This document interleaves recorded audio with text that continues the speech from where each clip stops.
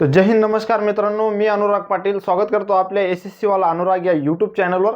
मित्रांनो, आजचा हा स्पेशल व्हिडिओ एसएससी जीडी 2024च्या भरतीवर होणार आहे।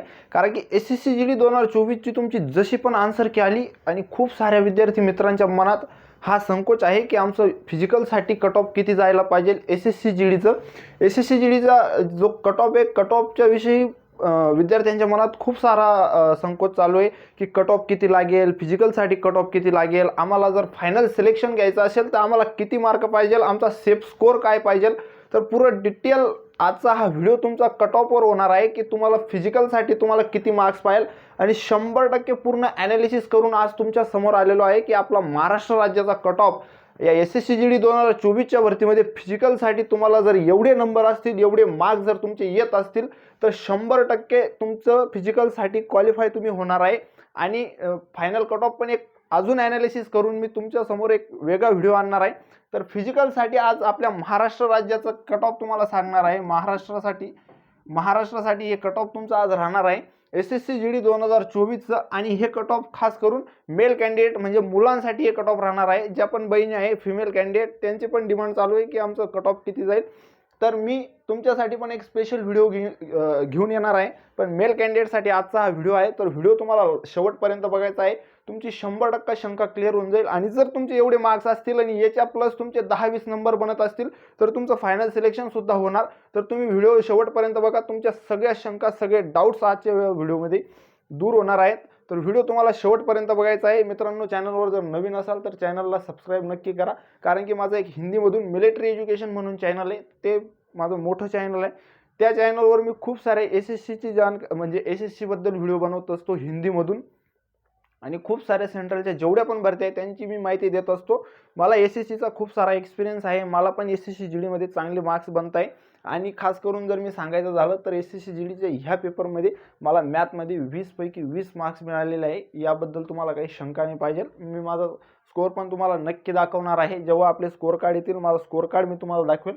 पण आज आपण या कट ऑफबद्दल चर्चा करणार आहे, कारण की खूप साऱ्या कॅन्डिडेटचे मेसेज मला येत होते की महाराष्ट्राचा कट ऑफ, माझे जे मोठं चॅनल आहे त्याच्यावर माझ्या कॅन्डिडेटचे मेसेज येत होते। पण मला असं वाटलं की आपण आपल्या महाराष्ट्राच्या मुलांसाठी एक सेपरेट असं चॅनल बनवलं पाहिजे की आपल्या मातृभाषा, आपल्या मराठी भाषेतून जी पण इन्फॉर्मेशन आपण हिंदीमधून देतोय तीच जर आपण आपल्या मातृभाषेतून मराठीमधून जर दिली तर कॅन्डिडेटला, विद्यार्थ्यांना चांगल्या प्रकारे समजेल। हाच या व्हिडिओचा उद्देश आहे आणि हे चॅनल बनवण्याचा देखील उद्देश आहे, कारण की एसएससीचा चांगला एक्सपिरियन्स आहे, 4 वर्षापासून एसएससीची तयारी करतोय। तर मित्रांनो, आजचा हा व्हिडिओमध्ये तुम्हाला आपला एसएससीचा कट ऑफ किती जाणार आहे, फक्त फिजिकलसाठी हा तुमचा कट ऑफ राहणार आहे।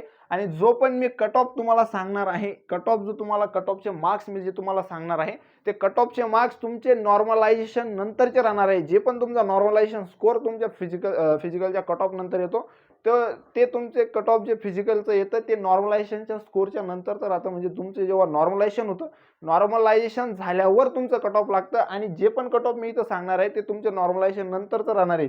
समजून घ्या, मी जर कधी तुम्हाला आता इथं ओपन कॅटेगरीसाठी 90+ मार्क सांगितले तर ते 90+ तुमचे नॉर्मलायझेशन नंतर राहणार आहे। जर आता तुम्हाला 85 मार्क्स पण येत असतील तर जेणेकरून जर तुमचे 6-7 मार्क जर नॉर्मलायझेशन वाढले तर तुम्ही फिजिकलसाठी क्वालिफाय होऊ शकता। तर तुम्हाला घाबरायचं काही कारण नाही पाहिजे। तर आपण कट ऑफ जाणून घेऊ आणि किती ओपन कॅटेगरीसाठी तुमचा किती कट ऑफ जाऊ शकतो, ईडब्ल्यूएससाठी किती जाऊ शकतो, ओबीसीसाठी, एससी एसटीसाठी किती कट ऑफ जाऊ शकतो, तर मी हे तुम्हाला सांगणार आहे। आणि हा तुमचा सेफ स्कोर 100% नॉर्मलायझेशन नंतरचा राहणार आहे।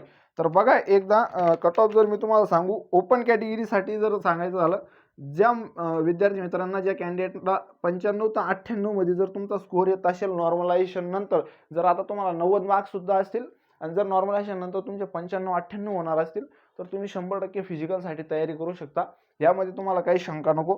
जर ईडब्ल्यूएस कॅन्डिडेट असेल तर तुम्ही 90 ते 96 मध्ये तुमचा स्कोर येत असेल तर तुम्हाला सेफ मानू शकता। ओबीसी आणि ईडब्ल्यूएस मध्ये जास्त फरक पडणार नाही, 1-2 मार्क तुम्ही प्लस मायनस करू शकता, यामध्ये पण तुम्हाला काही शंका नको। एससी कॅन्डिडेट साठी जर सांगायचं झालं तर तुमचा 88 ते 92 मध्ये जर स्कोर येत असेल तर तुम्हाला सेफ मानू शकता। 100% 98 ते 92 मध्ये स्कोर येत असेल तर तुम्ही सेफ आहे, फिजिकलसाठी तुम्ही 100% जाणार। आणि एसटी कॅन्डिडेटसाठी सांगितलं तर 80+ जर तुमचे नंबर येत असतील, जर तुम्ही 77-78 वर जरी असाल आत्ता, तरी तुम्ही फिजिकलसाठी जाऊ शकता. यामध्ये तुम्हाला काही शंका नको. माझ्या एक्सपिरियन्सवरून सांगतो 95 ते 98 EWS आणि OBC 90-96 प्लस मायनस OBC 1-2 करू शकता आणि SC कॅन्डिडेट 88 ते 92 मध्ये मार्क्स असतील तर 100% तुम्ही फिजिकलसाठी जाऊ शकता आणि ST कॅटेगरीमध्ये 80 प्लस नंबर तुम्ही 100% तुम्हाला सेफ मानू शकता आणि जर 77-78 नंबर जरी तुमचे येत असतील तर तुम्ही 100% सेफच आहात. तर विद्यार्थी मित्रांनो, हा झाला तुमचा फिजिकलचा कट ऑफ आणि ज्या विद्यार्थ्यांना जर कधी 110, 115, 120, 120च्या प्लस जर नंबर तुमचे येत असतील तर तुमचं फायनल सिलेक्शन सुद्धा होऊ शकतं. जर आता रॉ स्कोर तुमचा तेवढा देखील नसेल पण नॉर्मलायझेशन नंतर हे कुठल्या कुठं जाऊ शकता. 105 वाला कॅन्डिडेट सुद्धा 120 प्लस जाऊ शकता. त्यासाठी तुम्हाला नाराज व्हायची काही गरज नाही, कारण की जे कॅन्डिडेट 105, 107 मार्क्स येऊन पण, कारण की ह्या वेळेस तुमच्या पेपरची काठिण्यता पातळी ही सोपी आल्यामुळे कॅन्डिडेटचा स्कोर जो आहे ॲव्हरेज स्कोर तो वाढलेला आहे. कारण की आपल्या महाराष्ट्राचा मागच्या वर्षाचा जर तुम्ही ॲव्हरेज स्कोर बघितला असेल तर तो ॲव्हरेज स्कोर फक्त 90-88चा होत होता. यावेळेस आपल्या महाराष्ट्राचा ॲव्हरेज स्कोर 104 ते 105च्या दरम्यान झालेला आहे. म्हणजे ॲव्हरेज एवढा स्कोर येत आहे. त्यामुळे तुमचं कट ऑफ वाढणं हे देखील 100% निश्चित आहे आणि तुमचं कट ऑफ ह्या वर्षी हाय जाण्याचं कारण हे 2-3 मुख्य कारणं असू शकतात. मी तुम्हाला ते कारणं पण सांगतो. मागच्या वेळेस तुमची 1/4 ची निगेटिव्ह मार्किंग होती, ह्या वेळेस तुमची 1/8 ची निगेटिव्ह मार्किंग आहे. हे सर्वात मोठं कारण आहे कट ऑफ हाय जाण्याचं, कारण की ह्यामध्ये तुक्के मारल्यामुळे कॅन्डिडेटचे बरेचसे प्रश्न बरोबर आले आहे आणि मार्कसुद्धा चुकलेल्या प्रश्नांचे कमी मागच्या कंपॅरिझनमध्ये कमी मायनस झालेले आहे. त्यामुळे आणि मागच्या वर्षापेक्षा ह्या वर्षाचा पेपर हा तुमचा इझी देखील होता. ह्यामध्ये सुद्धा तुम्हाला काही संकोच नको. हे असे कारण आहे की तुमचं कट ऑफ ह्यावेळेस 100% हाय जाऊ शकतं.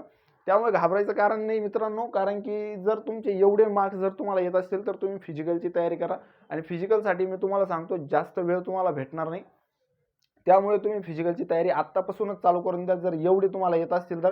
कारण की मित्रांनो काही पण होऊ शकतं. दिल्ली पोलीस कॉन्स्टेबलचं जर तुम्ही बघितलं असेल तर दिल्ली पोलीस कॉन्स्टेबलला जेवढं एक्सपेक्ट केलं होतं आपण कट ऑफ तेवढं सुद्धा कट ऑफ गेलेलं नाही.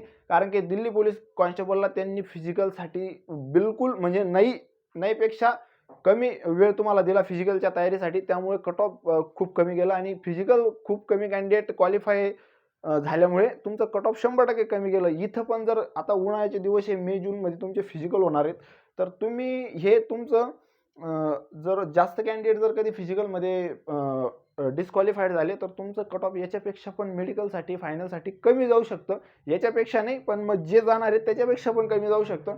ह्यामध्ये तुम्हाला काही संकोच नको. त्याच्यामुळे जर तुम्हाला चांगले जर ॲव्हरेज नंबर जर येत असतील तरी तुम्ही तुमची फिजिकलची तयारी करत राहा. त्यामध्ये तुम्हाला कोणताही संकोच नको आणि फिजिकलची तयारी करा, पुढे मेडिकलची तयारी करा. तुमचं 100% सिलेक्शन होणार. मित्रांनो, होप करतो हा व्हिडिओ तुम्हाला समजला असेल. भेटूया आपण नेक्स्ट व्हिडिओमध्ये. तोपर्यंत जय हिंद, जय महाराष्ट्र.